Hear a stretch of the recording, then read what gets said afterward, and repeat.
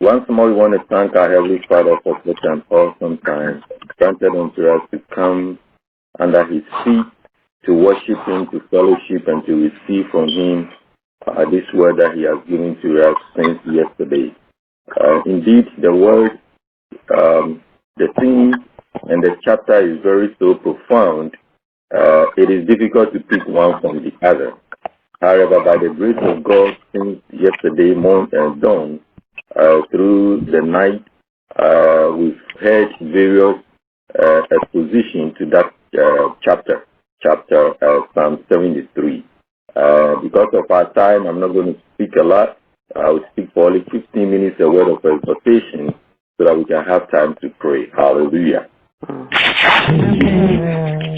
Today we are going to look at only 2 of the verses from that chapter, out of which I have pinned my word of exhortation this morning as our glorious destiny is for real. I wanted to make it Spencer-oriented or America-oriented. That is why I think it that way. Our glorious destiny is for real. It's not a joke. It's not a fable. It's not a fantasy. It's not a concoction that somebody concocted, but it is for real. And we are going to look at Psalm 73, verse 20 and 24. Verse 20 and 24 with a couple of supporting verses, and then we are going to pray. Hallelujah. Amen. Amen. And I read Psalm 73, verse 20 and 24. The 20 says, as a dream when one wakes, so when you arise, O Lord, you will despise them as fantasies. Compared something to a dream and a fantasy. And then the verse 24 says that you guide me with your counsel, and afterwards you will take me into your glory. Hallelujah. You guide me your counsel, and afterwards you take me into your glory. The question is, what are we talking about? What is the central thing in this chapter and specific verses that we read? The psalmist, Asaph, as we learned yesterday, the background of Asaph, which is very, very deep, was a prophet or a seer. And he foresaw something, and the Lord used it to be written down for you and I in our generation to guide us into a glorious destiny. Hallelujah. Amen. What is glorious? Glorious is that which is precious, splendor. It is fame and admiration. When I was looking at it, I said, no, all this definition doesn't suit. It's not enough to describe what we're talking about, glorious destiny over here. But just for our sake, we'll take it like that. That it is precious, splendor, and it's fame and admiration. Asaph, as we learned yesterday, being a prophet, was stricken with certain things that was bothering him. And Pastor taking us through this test yesterday brought into memory something I've also read and I like so much about the book of Habakkuk. Habakkuk was also a prophet. And he was also going through the same situation of things that were bothering him. That corrupt nation, wicked people were prospering. And injustice was going on at his time, just like it's going on in our time. And everyone has a question, which are legitimate. Why is God allowing this? Until Habakkuk also went into the temple. And Bible says that when he went there, God revealed to him. And he gave a song that we sing all the time. Hallelujah. And so here we see another prophet.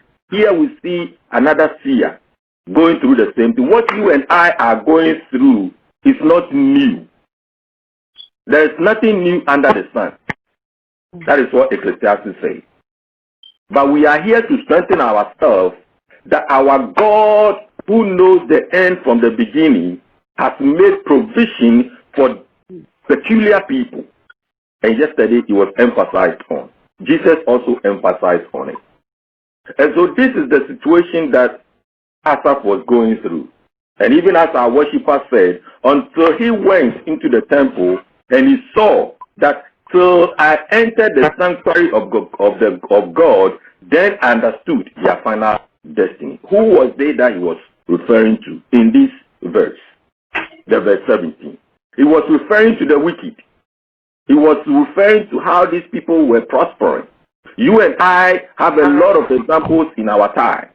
Talk about people, the 10 richest people in the world, and look at their background. They have nothing to do with God. And I've heard a lot of things that it's only poor people that worship God. Jesus said it. And the rich people, they don't worship it. They don't worship God. Jesus said it. That it is difficult for a rich man to go into the kingdom of God than even a camel going through the eye of a needle. That is very profound. The whole camel going into the eye, the threading eye of a needle. And so it is nothing new. Jesus abound in teachings on this subject. Why the wicked are prospering and those that call on God are on the opposite side. The Bible is telling us that Asaph said he went into the temple and he understood. And after he had understood, he knew, it was revealed to him how God was going to take certain people into a glorious destiny. And these are the certain people that God was going to take. Those whose hearts are pure before the Lord. It is my prayer that as we are going through this 3-day fasting and prayer, we will urge ourselves, we will endeavor to have a purity of heart. A purity of heart. So that day by day, God will prepare us into this final glorious destiny. Mm-hmm. People have many understanding of what destiny is. But there is only one sure destiny I know of, which was also explained in the Bible. A lot of people will say, I was destined to marry XYZ. I was destined to for this job. I was destined to be a president. I was destined to be a believer, a leader. I was destined for XYZ. You can say that based your understanding on certain things in Scripture. But there is one sure destiny. And that sure destiny is that it is appointed unto man to die one. And after that, judgment. It is sure.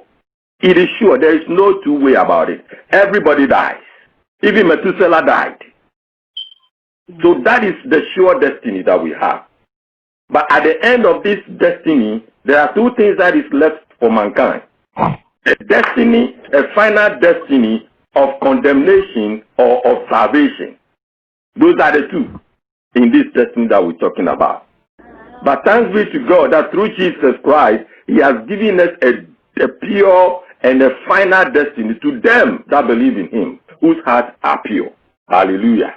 And so we want to understand this, that as we are going through these 5 days fasting and prayers, we will remove everything that is impure in our hearts.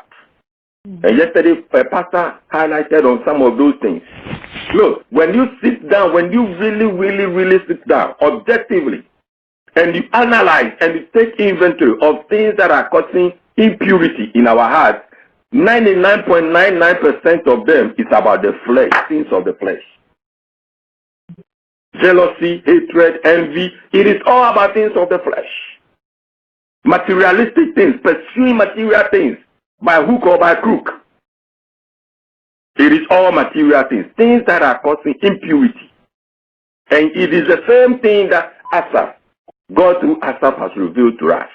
That these things, this thing will evaporate like dews when the sun arises. He said, it is like a dream unto them.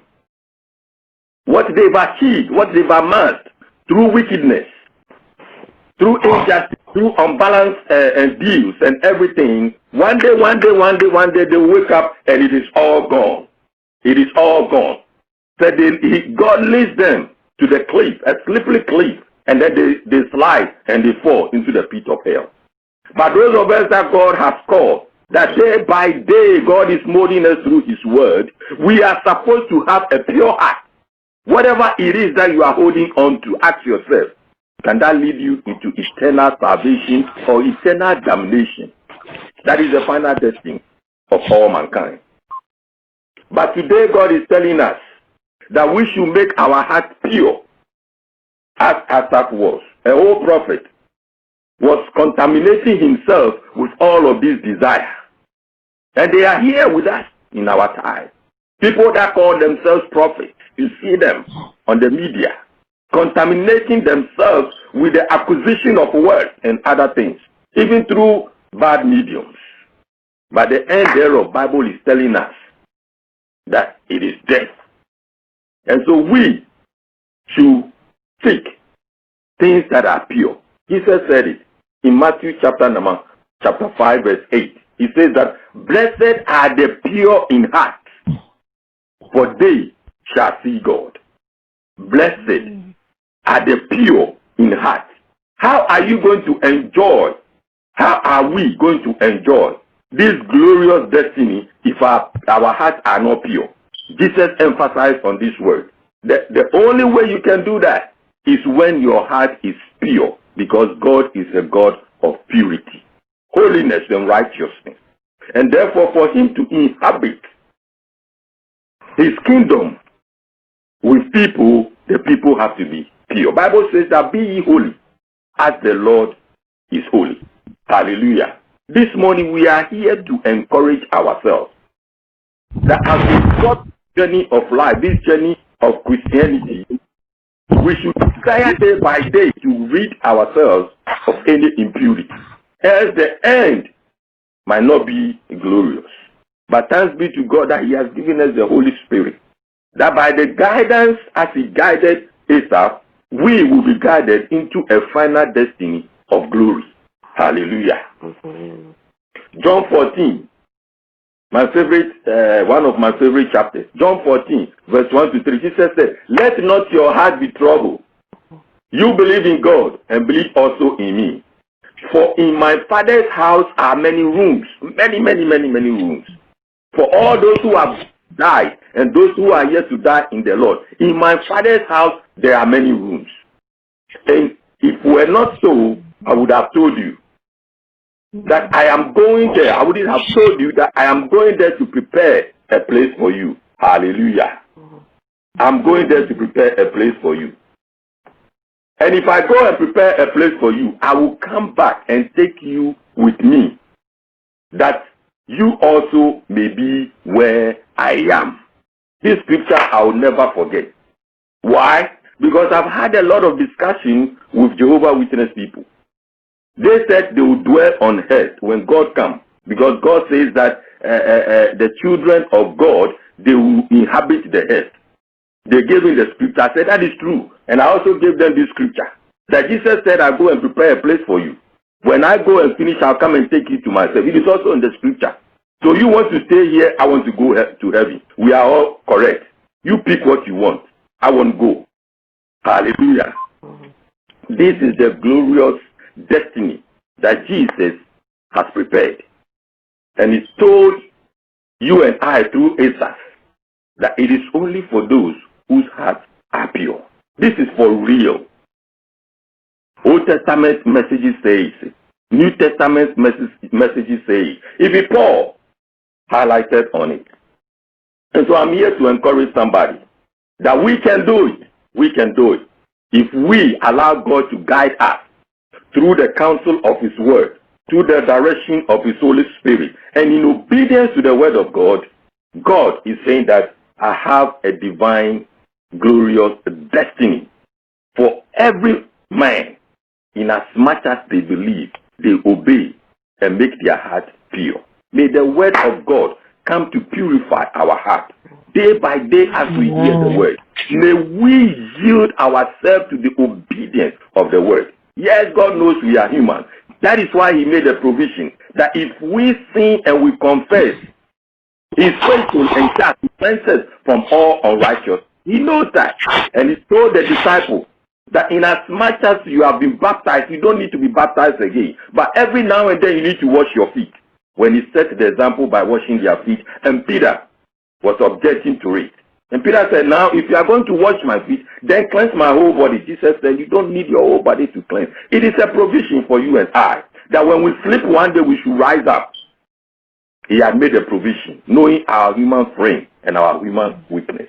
And therefore, every day, my brothers and my sisters, yes, things come to annoy us, things come to pieces of, things come to put anger in us. We are human. Anger is an expression of dissatisfaction in our heart, in our emotion. Yes, the Bible says that we should not let